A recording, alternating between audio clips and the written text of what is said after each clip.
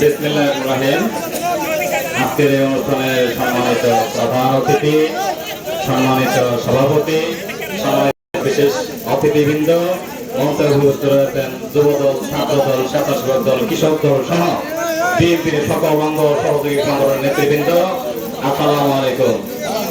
সংগ্রামী সাথী ভাই বন্ধুরা আমার, 18 সালের নির্বাচনে আমরা যখন প্রত্যেকটা ওয়ার্ডে ওয়ার্ডে ঘুরেছি, তখন আমাদের সঙ্গে শুধু একজন মুরব্বী ছিলেন।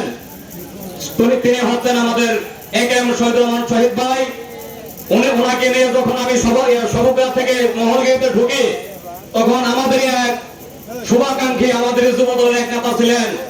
তিনি এই যুবদল থেকে আওয়ামী লীগে গিয়ে সেই দিনকে আমার মোটর সাইকেলে এই বাজারে আটকাইছিলেন। তিনি বলছিলেন যে আজকে বিএনপি নাই, গড়ের করে এই বিএনপি গড়ের করে নাই, তোমরা গড়ের করে ঢুকতে পারবে না।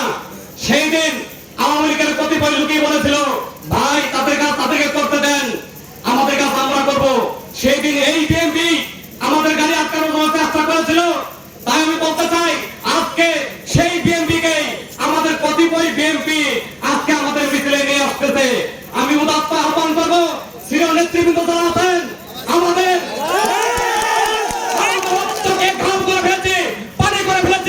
এই সুবিধাবাদী নেতাদের জন্য নয়। এই সুবিধাবাদী নেতাদেরকে আর কোনদিন এই মিটিং মিছিলে আমরা দেখি, তাহলে তার দাঁত ভাঙা জবাব দিব। পরবর্তীতে যদি কোন ধরনের অকারণ হয়, সেই দায়ভার আপনারা সিনিয়র নেতারা রাখবেন, তাদেরকে নিতে হবে। কিন্তু কথাই রাখবেন। এইবারে পরবর্তী দায়িত্বের কথা বলতে চাই, আমাদের সুলতান বাবু ভাইয়ের নেতৃত্বে ইসলামপুর সুসংগঠিত আছে এবং থাকবে, আগামীতেও থাকবে। সুলতান বাবুর কোন বিকল্প নেই, হবে না। তাই বলতে চাই, সুলতান বাবু ভাই পতাকা তোলে ঐক্যবদ্ধ হয়ে আগামীতে সুলতান বাবু ভাইকে এমপি বানিয়ে আমরা যারা বিজয়ের হাসি সকলে মিলে হাসতে পারি, এই উদাত্ত আহ্বান রেখে আমি আমার সংক্ষিপ্ত বক্তব্য এখানে শেষ করছি। বাংলাদেশ জিন্দাবাদ, শহীদ জামর হোক, দেশনীতি বেগম খালেদা জিন্দাবাদ, তরুণের অহংকার তারেক রহমান জিন্দাবাদ। জিন্দাবাদ। সবাইকে ধন্যবাদ। আসসালামু আলাইকুম। এই পর্যায়ে আমাদের সম্মুখে সংক্ষিপ্ত বক্তব্য নিয়ে আসার যুবদলের বিপ্লবী আহ্বায়ক সেলিম মাস্টার বিশেষ আহ্বান করছে।